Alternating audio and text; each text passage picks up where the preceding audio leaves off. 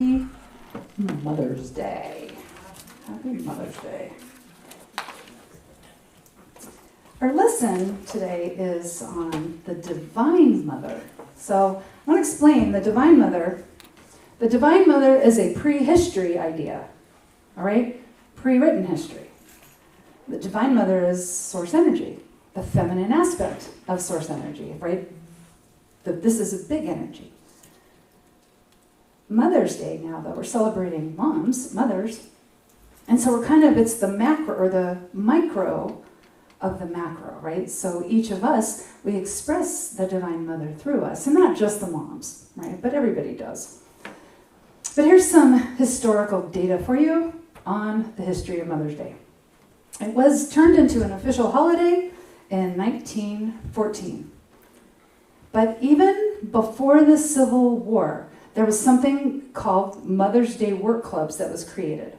And in these Mother's Day work clubs, more experienced moms would come together with new moms and help them become better moms. Because you know what? As new moms, there's always a lot of questions. There's a lot of questions. But these Mother's Day work clubs, they actually became a unifying force during the Civil War and after the Civil War, because these mothers, the mothers were called upon to help the soldiers after the war kind of integrate back into society. Because after the Civil War, it was still a nation divided, and many of these soldiers, like you hear stories about brothers fighting against brothers. You know, families fighting against families, friends fighting against friends. And so there was this horrible, horrific division. And they were the ones doing all the fighting, and they were the ones killing each other. And so it was called, the mothers were called upon to be a unifying force, to help people come back together, to unify again together.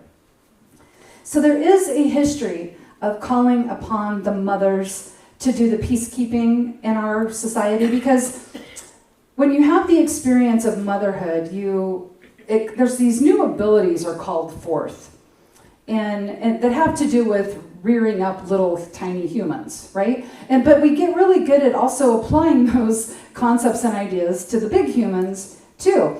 And of course, we all know you don't have to be an actual physical mother to call forth these qualities. I mean, everyone can, but most often, if you're at a party and and it's a family party and something screws up that has to do with food or kids, it's the mothers who all swoop in to fix things, right? The mothers they know what to do, right? And they just go to work and they just know what to do. So we do have this idea that mothers have a little extra something to give.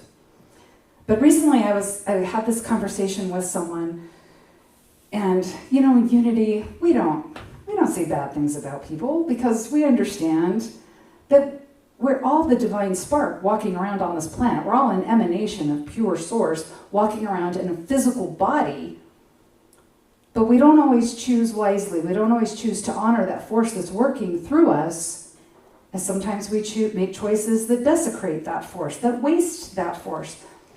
And this young lady I was speaking with was telling me about her own mom, who was definitely not making wise choices. And so the family had to, her and her brothers and sisters, basically put the mom out of their lives, because her behavior was terrible. Her behavior was terrible. And I remember when one of my very first speaking gigs was on a Mother's Day. I think it was 2006 or something. And back then I was so excited. I was calling everybody, come see me. I get to give the Mother's Day talk in Redlands.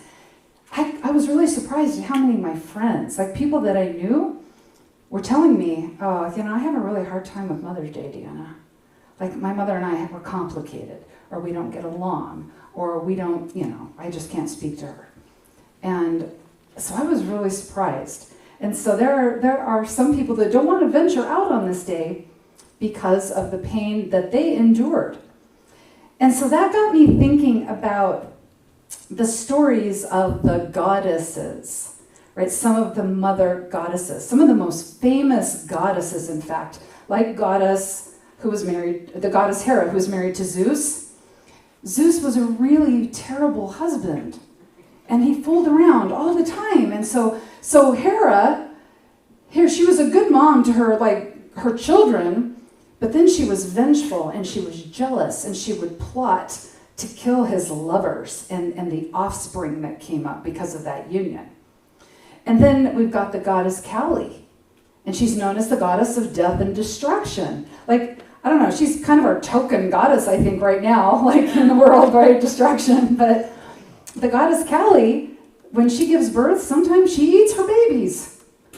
So the goddesses don't actually show like good examples of being mothers, right? They're not a good example of what it means to be the divine mother, because they're not actually divine. They're mythology, they're story. The goddesses came about in the age of patriarchy, the last 10,000 years or so. Is when we have these goddesses that we know start having their stories told. This is why the goddesses are beautiful and terrible, because they come from a time period when where people are beautiful and terrible, where they can either choose from their light or they choose from their shadow. Over the last 10,000 years, we have a really rich history of war and violence. And these goddesses are birthed out of the stories of these wars and these violence. So the goddesses struggled in their own relationships. The goddesses struggled with their purpose. The goddesses struggled with conditions happening in their life, just like people. And it's because the goddesses were created by people.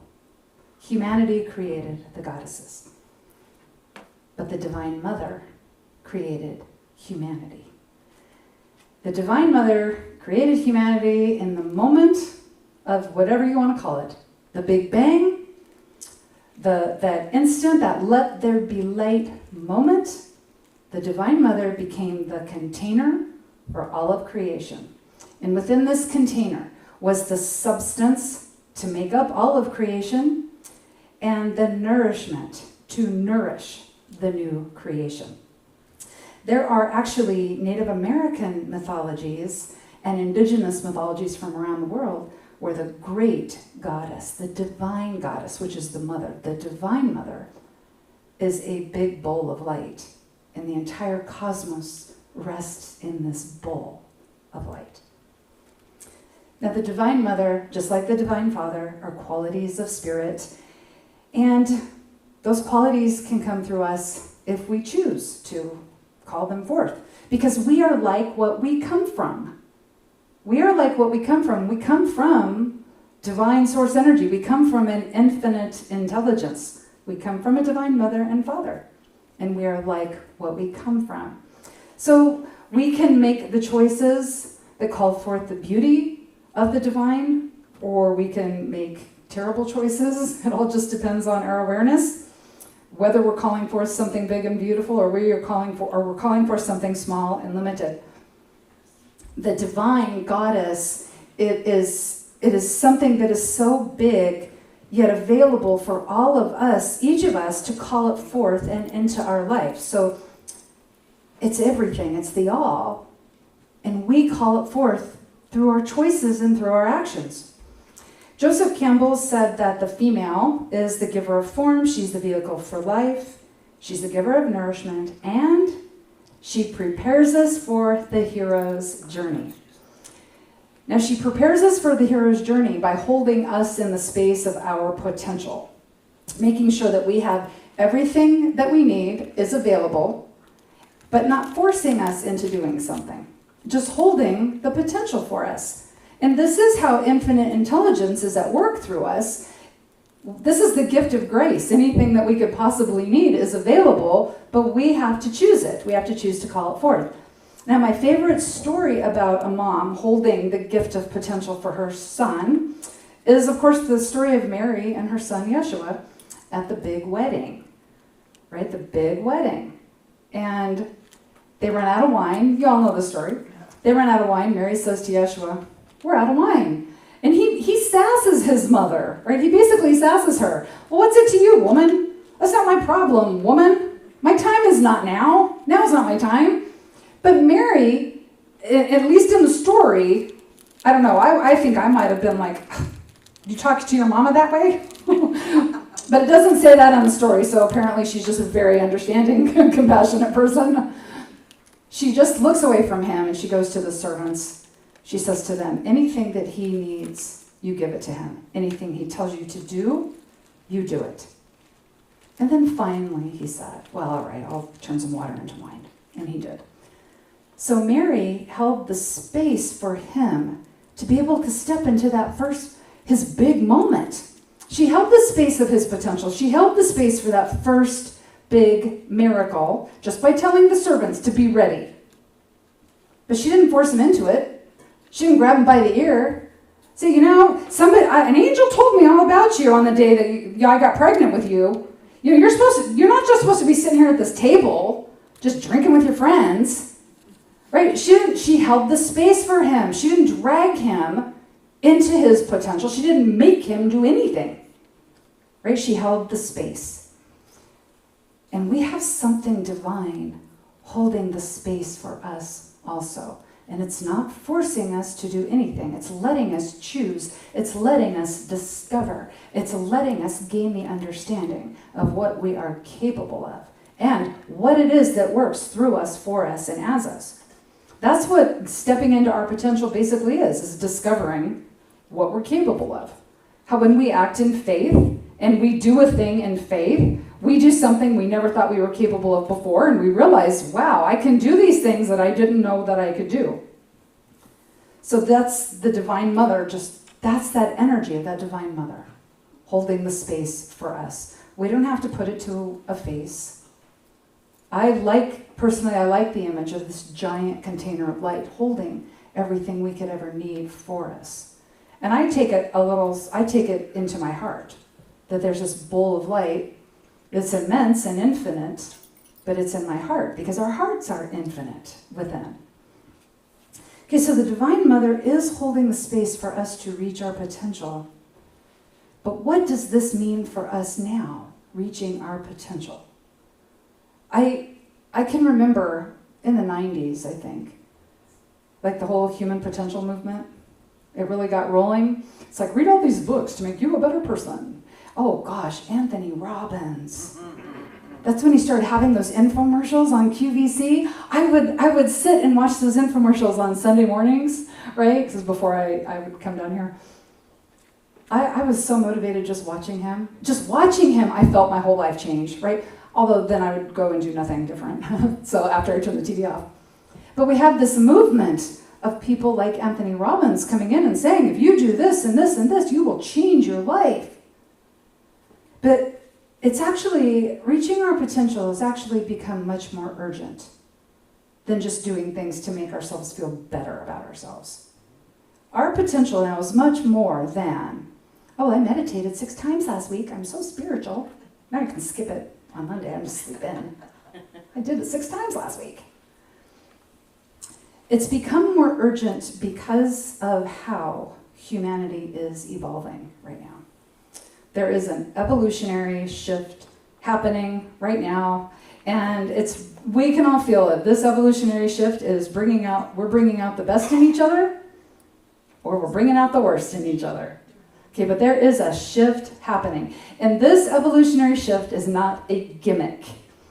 Who remembers the evolutionary shift that was supposed to happen in 2012? Right, remember that? 2012, December 21st, 2012. Everything's going to change. Be prepared. Have extra water stored in your house. Right? But you may not remember there was another evolutionary shift, a big harmonic convergence. I think it was 2005. Everything was supposed to change. And then there was the harmonic convergence in 1987. Everything was supposed to change. Right? It got real gimmicky. I know that I didn't know about the one in 87. But I knew about the one in 2005, and I was very disappointed to wake up the next morning and everything was the same. 2012, I really thought something would be a little different, like some tiny thing. But it hasn't. Okay, there wasn't a huge shift. But now from standing where I am in my life, I can look back and I can see that it started. Something started changing. So if you can remember, like in the early 90s, like and coming to where we are now, you can see that there has been a shift. And the shift contains a lot of chaos. Our evolutionary shift in consciousness contains a lot of chaos. We did not get to this level of crazy where we are overnight. We didn't get to this level of crazy just because of the pandemic shutdown, right? Crazy started here. And back in the, the late 90s, early 2000s, the crazy was down here. But it gradually just came up. Tiny bit. So we just dealt with it. Who knows the story of the frog and the boiling water? Oh, yeah. Right? The frog in the boiling water, you throw a frog in boiling water, it hops right out of the water. Put it in a pot of cold water and gradually turn the heat up and it doesn't notice. And that is what has happened to us over these last 20 years. The level of chaos has been rising slowly. Although when you kind of look back, it's like, that's a lot to happen in 20 years. The previous evolutionary shift in consciousness happened about 10,000 years ago, and it was the rise of patriarchy. But it took about 1,000 years for that shift to happen. The shift we're going through right now will just take decades. And most of us will be people that see the beginning of it and the end of it. Like we will, because it's just going to take decades.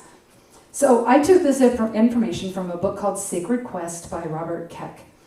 And so this shift is actually anthropological. Anthropology. Anthropological. Does that sound right? Okay. Anthropologists studied this. And what they saw was the last 10,000 years ago, we had the birth of patriarchy and written history. But 10,000 years ago to 35,000 years ago was considered kind of a pre-history, pre-written history. However, there's a lot of evidence for the kind of lives that these people led. There's evidence that there was shamanic spiritual practices.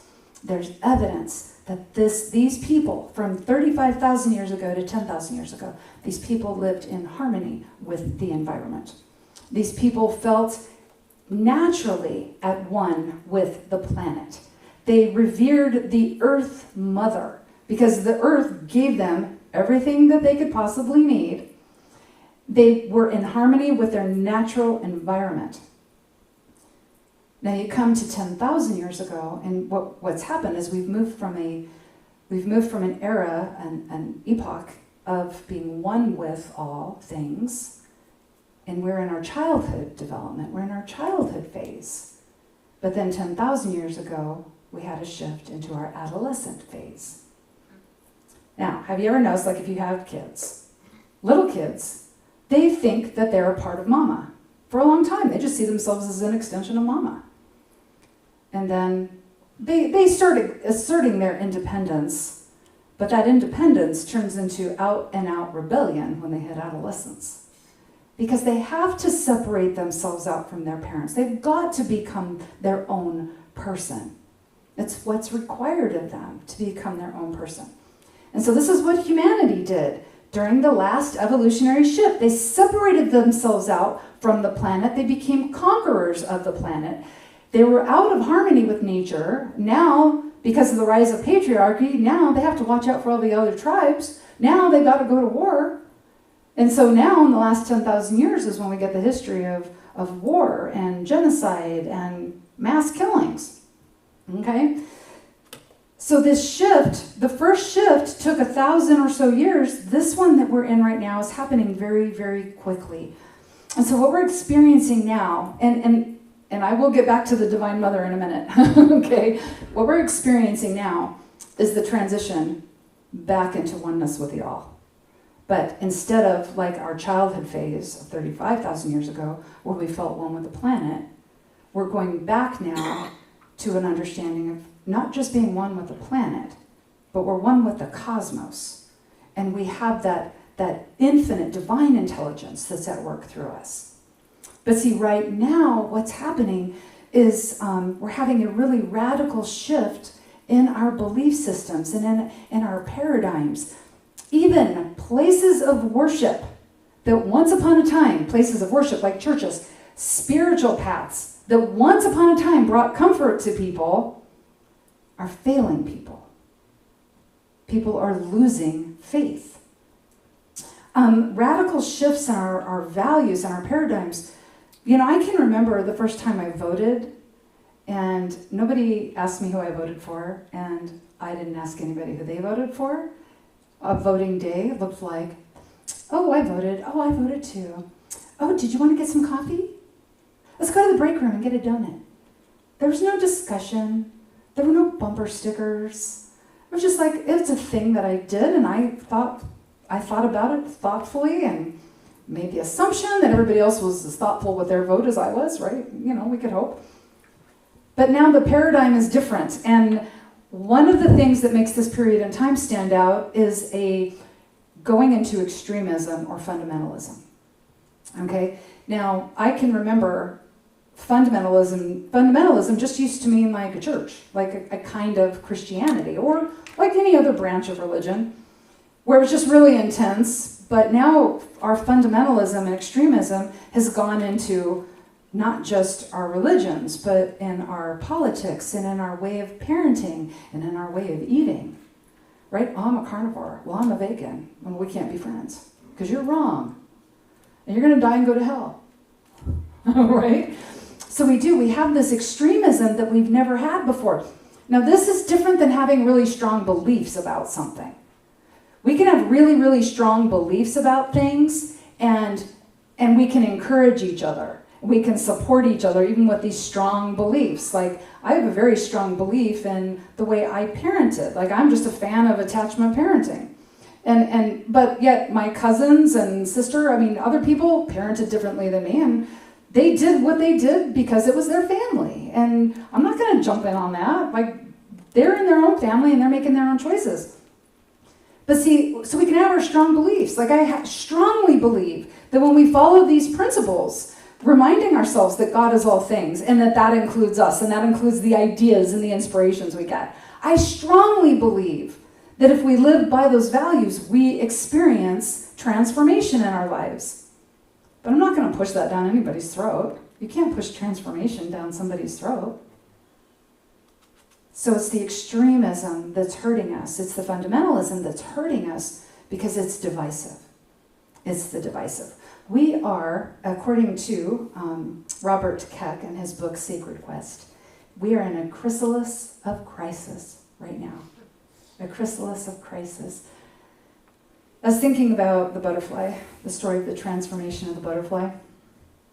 And I used to just think it was something magic that happened. The caterpillar wraps itself in a cocoon and comes out a butterfly, right? Like you could just come up here and I'll throw a sheet over you and then we'll pull the sheet off and Linda's a butterfly.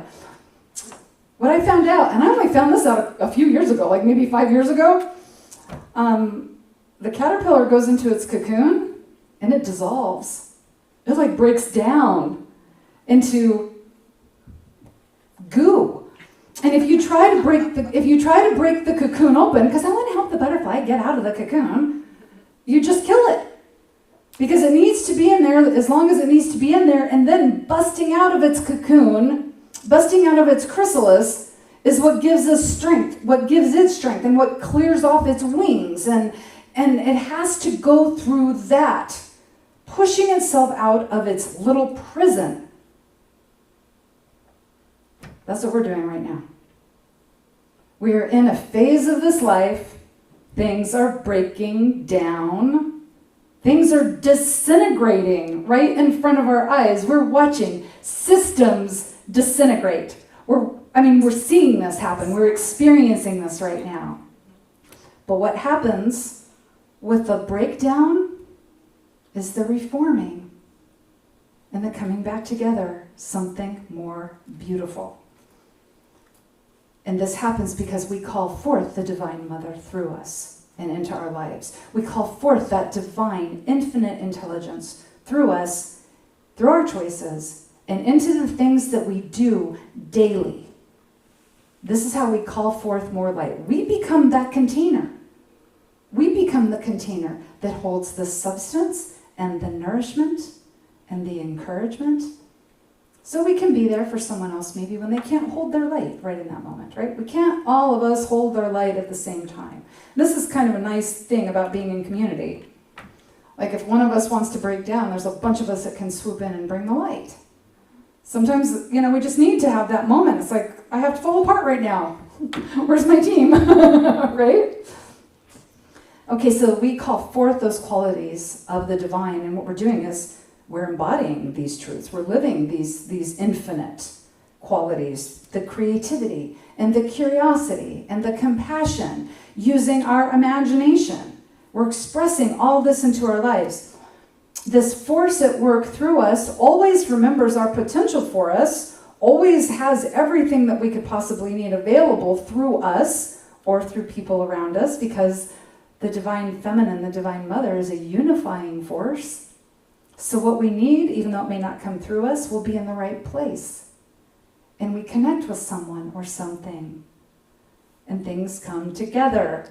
This is the magic, and it's not magic actually, but the power of the divine mother at work in our lives is unifying, bringing parts together to create something bigger than the parts themselves.